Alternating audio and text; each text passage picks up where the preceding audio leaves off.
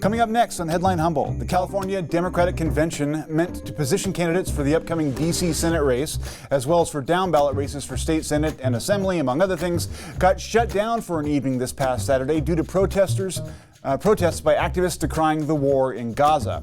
KEET's General Manager David Gordon was there and shares with us his experience.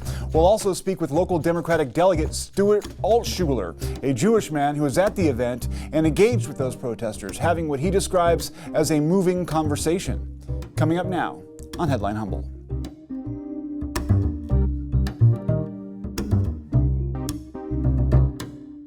From the top of Humboldt Hill, this is Headline Humboldt. I'm James Falk. Thanks for joining us. If the objective of political protests is to bring attention to a cause and stimulate dialogue, on some level, the recent protests at the California Democratic Convention held this past weekend in Sacramento can only be considered a success.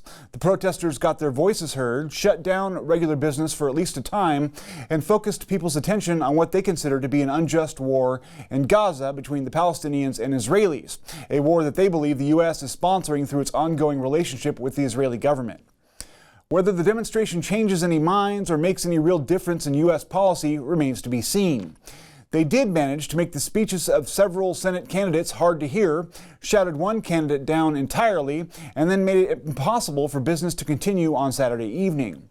But for the most part, the people I've spoken to said the protesters were determined but not violent, and by their actions and demeanor largely distinguished themselves from other recent mass protests that have ended in violence or destruction, such as January 6th.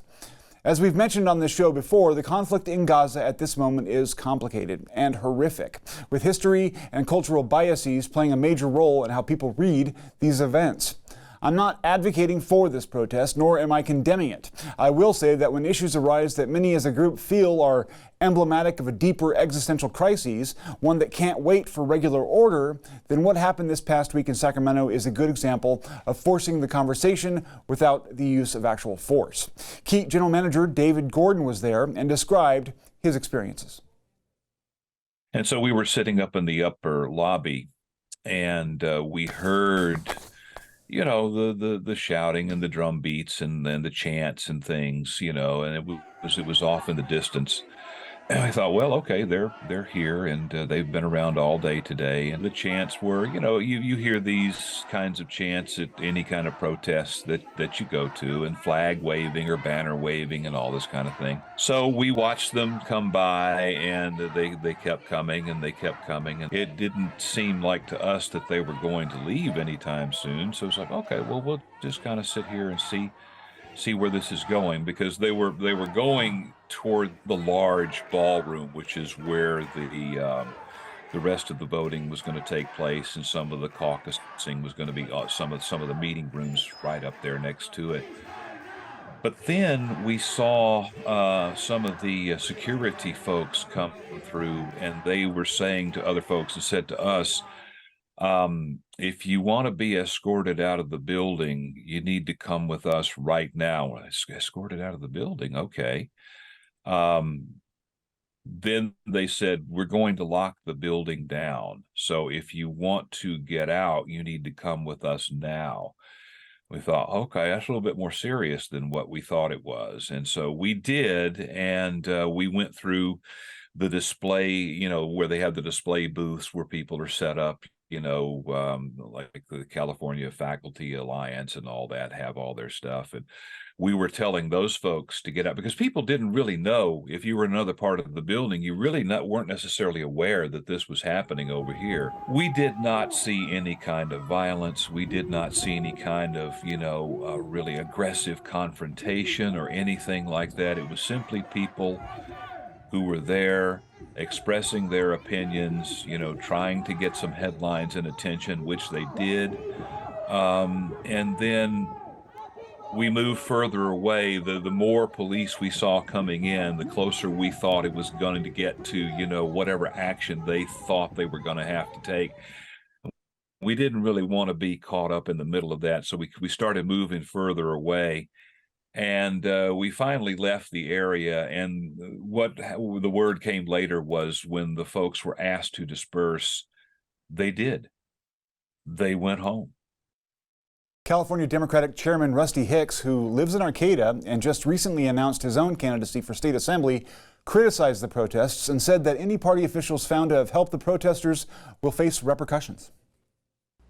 Yesterday's proceedings began with a moving message of peace, of unity, of acceptance, a message that was embraced by every part of this party.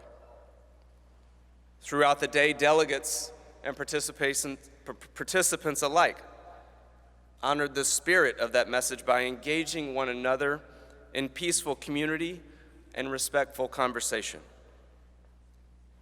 Yet the day concluded with a series of events that left me both saddened and disappointed.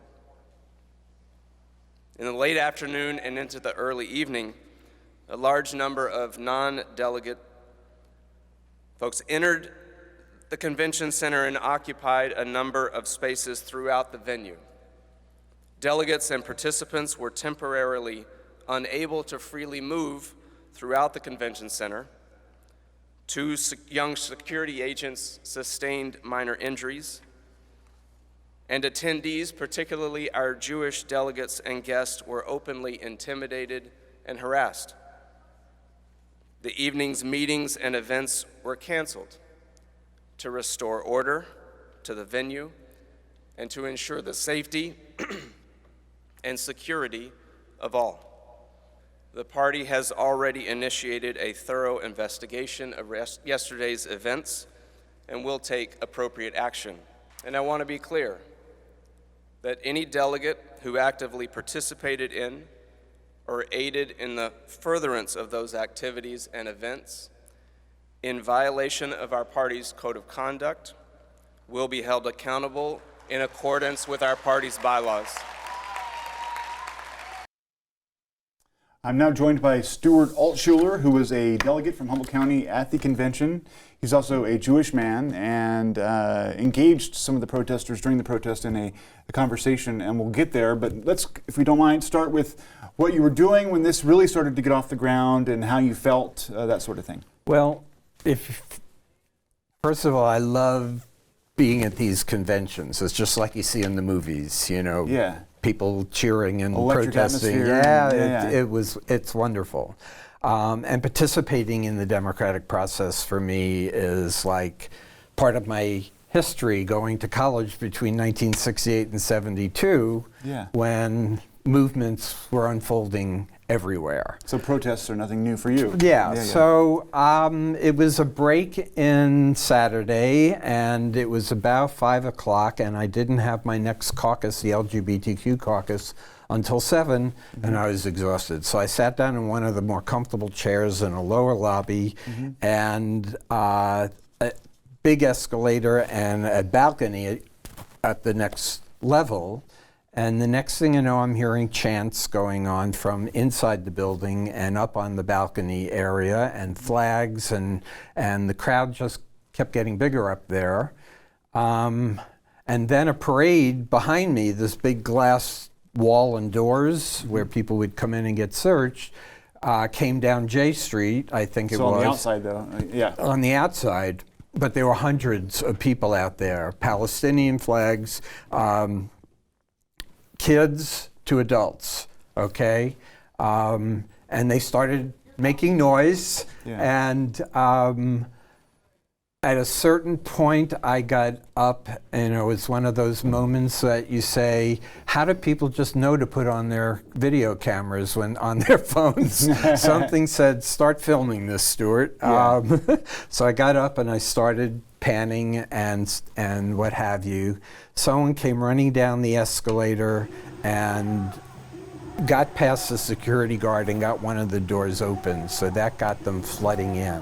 Is that what Rusty might have been referring to in his speech? Well, actually, the size of the crowd up on the balcony seemed bigger than just delegates. So I have a suspicion that many were let in and were up there at another place. Okay. So it couldn't have been just delegates. It just seemed too large a group. Yeah. But this is what Rusty was talking about when the demonstrators came in. And I understand that there had to have been, I mean, you've seen Palestinian flags. Most of them their faces were exposed. There were kids in the group carrying signs, but a few of them had that mask on that covered everything but their eyes. I could see how it could be intimidating. Triggering for folks. And triggering, definitely. Anything, yes, yes. For some reason, for me, my inner voice said, "You're safe, just keep filming." Yeah. And what happened was I started walking up the stairs. They turned off the escalators, and I kept filming front and back as I went up and got up to that level. Mm-hmm. And there were even more people up there now because a lot of them were heading up there. And this one man came up to me who I would say 40-ish, and he asked me when the election was. And I said, "What election?" Yeah. He said, "There's an election tonight." I said, "Oh, you mean the endorsement election for the Senate candidates?" Because the candidates were there to speak, and some of them got shouted down, but they were there to get votes from the delegates. To see if we would endorse one of them, okay. Which ultimately nobody got endorsed. No one got the 60% necessary. Right. Yeah. So, so I showed him my phone, and I said, "The election's already happened because it was done via the phones," right? Yeah. And you could see that from the look on his face, it was clear to me they were demonstrating and their purpose was to disrupt the election. Yeah. Okay? So that's when I think they all just sat down, a lot of them sat down in that area, which prevented us from having the caucuses and other things. So they got to do a shutdown anyway. Yeah. But as I'm talking to this one man, about 3 or 4 others came over to me and heard some things that I was saying, and another one started challenging me, so why isn't the Democratic Party, calling for a ceasefire? Why aren't, all this stuff? Why isn't Biden? And I said, wait a minute. First of all, I'm a Jewish man, I'm an American, and I do support a ceasefire. Mm-hmm. So I think what's going on there on both sides is horrendous and should not be happening. Yeah. Okay? At that point, what started out of a perceived confrontation turned into, it felt like it could have gone on for 20 minutes, but it felt like I was talking with them for an hour. Yeah. The dialogue was profound. It was enlightening for me. They listened, I listened, and it was rather respectful. There were things that were said that got my back up or got their back up and stuff, but the dialogue just kept going. If you don't mind adjusting your mic a little bit, putting it closer on your shirt just before it slips off. There you go. Okay. Part of it, how much of that, your ability to, or your instinct to engage in a conversation comes from your roots politically? You have been in these situations and you've been the person sitting on the floor or obstructing business. Did that figure into your decision that maybe I'm just going to chat with these guys and see what's really at work here? Well, even in college, I was one of the reluctant Vietnam protesters. Okay. My first year or two, it wasn't until the invasion of Cambodia that I finally said enough. And I got out on the picket lines and doing all that stuff. I went to school in Binghamton, New York at SUNY Binghamton or Harper College, right? But at the same time, you had the civil rights movement. 1969 started the gay rights movement. And as a gay man, it was a safe place for me to come out of the closet. Sure. In 1971. Yeah. And so the idea that people our age get mobilized, one of the protesters said something, 2 of them actually. One of them who was, maybe not all of them were Palestinian, some of them may have been Middle Eastern origin, may have been Muslim, but there was some others that were white. And one of the words they kept using is, "We feel invisible. Nobody's paying attention to us." Yeah. And I hearkened back to the days of protests in the 70s, and when AIDS started, in the mid 80s with all that.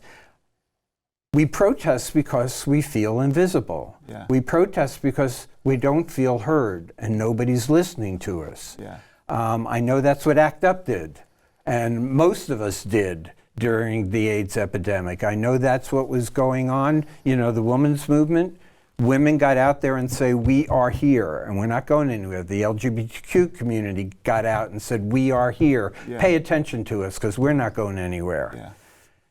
When I heard them say, we feel invisible, it resonated with me. Yeah. And so I kept talking. I said, well, I'm seeing you now, and I hope you're seeing me for who I am and what I am, and not just a Democrat that's somehow not taking a stance. You know, it's really interesting, and we discussed this a little bit prior, the nuance that gets lost in some of this. Do you mind helping our viewers understand what the nuanced view is in terms of, like you said, that some of them quoted some things or were like, I heard this on the internet, ... and the internet is obviously a cesspool. Some things are great on the internet, Right. other things are total garbage. What was your response to him? And One of the guys with me, he couldn't have been more than 17 years old, right? Very shy, very introverted, as if he didn't have his voice or didn't trust his voice. Yeah. And I saw him and go, can I ask a question? And looking down and stuff. And when I said that, I leaned into him and I said, sure, what would you like to ask me? And he said that he read on the internet that all Israelis want to totally kill every Palestinian in Gaza. Is that true? My heart just sank. Yeah. And I said to him, I'm a teacher. I teach at College of the Redwoods, and one of the things that I teach my students is don't believe everything you read on the internet. Go further, look deeper, go to other sources. Yeah. Okay? And I said that to him. I said, it's not true. Israelis want a safe place to live as much as those in Gaza want a safe place to live. Israelis, the majority of Israelis want peace. Mm-hmm. And the majority of Palestinians are not Hamas. Yeah. I know that. Yeah. They tried to make sure that I separated Hamas from Palestinians, and I said, I know that, but you have to separate also Netanyahu and the far-right grouping that he's put together in order to maintain his Trumpish power. Well, and there's been ongoing protests about his rulership. Right, and and they've been protesting. He's trying to undermine the Supreme Court. The judiciary system. You know, all yeah. this stuff. You know, I said, you have to look deeper because most of what you read on the internet is not true, okay? It's being planted there to get you to feel scared. And I tell my students the same thing. Yeah. All right? And he came up with a few other questions along the way, but each time he felt a little bit more confident. I love the guy. And I think the others noticed how I was attending to him and respecting, you know, even though he was young and shy, he didn't have, you know, he was there. And you were drawing him out, which is like you wanted to hear what he had to Yeah. say rather than just, you weren't just speaking at him, it sounds like. So, Right. yeah. And so it's felt to me like the more we talked, the more friendly it got. In fact, at the end of it, we all shook hands with each other. Yeah. They shook my hand, I shook their hands, and I thanked them for the conversation. A few of them thanked me also for taking the time to see them and hear them. Yeah. Okay? Some of the people have told other news media outlets, apparently, that some of the Jewish delegates felt threatened. And there were reports of chants like from the river to the sea or the sea to the river. I forget which way it goes, but that's apparently a reference to the eradication of Israel. Was there ever a moment that you felt physically threatened, or did you see signs of that? And did you get a sense at all if that was a main thread through the group, or if that was just outliers, anything like that? Knowing the history of the Jews and the history of Israel and what established Israel to begin with, were, you know, needing to find a place to put all these Jews, especially those coming out of concentration camps, when nobody else wanted them. The U.S. didn't want them. None of the other Western powers wanted us. You know, I mean, so, you know, the powers that be, the UN back then, created Israel, I think, in a very, it needed to be done, but it was in a very disrespectful way, because basically they were saying to the Palestinians, this isn't your homeland anymore. move away. And if the Jews were fighting for the place as a homeland, why should we not expect them to do the same? And that's why I said to you earlier, it's like, doing the same thing over and over again, expecting different results and not getting them is our definition of insanity. That's been going on for 75 years. And so I don't know if I answered your question. Did I feel threatened? I can understand why Jews would feel scared and threatened by this. I didn't feel like I didn't see any weapons. I saw flags and I heard chanting. And they had kids with them. If there was going to be violence, I don't think they would have brought those children with them. There was one sign I took a picture of that said, "The death of any child isn't right." And they were clearly saying, whether it's Israeli or Palestinian, these killings are wrong. And so I zeroed in on my camera for that sign. But I personally, like I said, I can understand why people would have felt terrorized by what was going on. For some reason, I felt safe. I felt safe with them. I felt safe talking to them. I never felt like I had to watch my back while I was having these conversations. And someone would stick their head in every once in a while to hear what we were saying and talking. But it was quite empowering and moving to have this conversation with them. You are a member of the Democratic Party, and we're under a Democratic president. There's a lot of criticism leveled at Biden for what people perceive him not doing based on his public statements. Do you mind going over that again for folks? I mean, I think it's striking that, yes, we don't hear a lot of things that we'd like to hear come out of Biden's mouth, but we don't really know what's going on behind the scenes. A couple of them were saying to me that why hasn't this Democratic Party stood up for a ceasefire? Why hasn't Biden said to Israel, this isn't right, there should be a ceasefire? And I said, having been in politics for a long time, I'm almost 74, and when I started college, I said, what can be said publicly has to do with the politics and the relationship. But I said to them, I guarantee you, and it would not surprise me if behind the scenes Biden was giving Netanyahu a piece of his mind. And don't be surprised if in the very near future there's some changes that go on, whether it's the two candidates for Senate that didn't call for a ceasefire coming out with it. At some point, Biden will do it. And lo and behold, today we see that there was those conversations going on. Absolutely. We're in the middle of a hostage exchange ceasefire for 4 days. And I'm assuming and I'm hoping they're recalling my words to them now that they're hearing this, because it still rings in me their words about how invisible they've been feeling for so long. And when you're invisible, the only thing you can do is scream louder. Yeah, absolutely. If no one's paying attention to you. For sure. Rusty Hicks announced his candidacy this weekend in sort of an unrelated move. After the event, he was talking, when we ran his clip there, about how if there was anyone involved in the Democratic Party, that we're going to find out who it is and they're going to face consequences.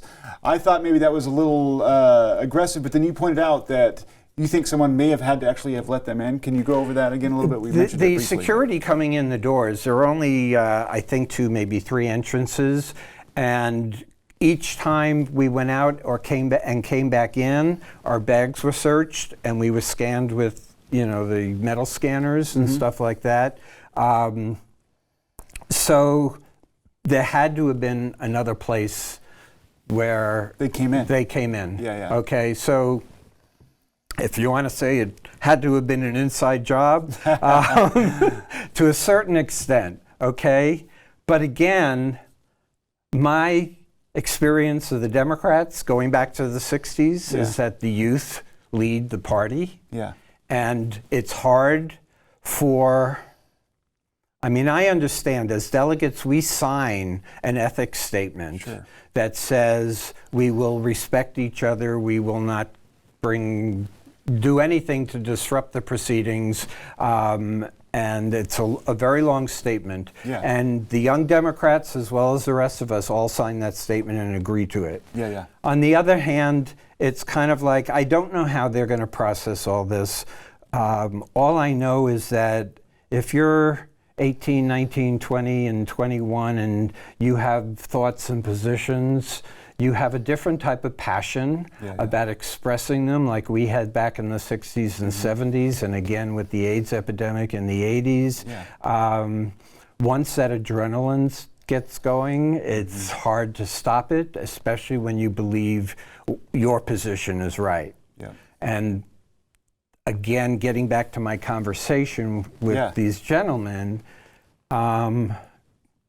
hearing each other, which is what I believe happened, calmed things down a lot for me as well as for them. I'm going to ask you the impossible question now. How do we get out of the situation we're in in Palestine and with Israel and that conflict? I understand that there's no quick answers, and there's no do you have any thoughts on it before we end the interview? Well, one thing had to do with the end result of my conversation with one of the guys. Kept talking to me as the others, walked away, and he looked at my credentials that I was wearing, and he said, "How do I become a delegate?"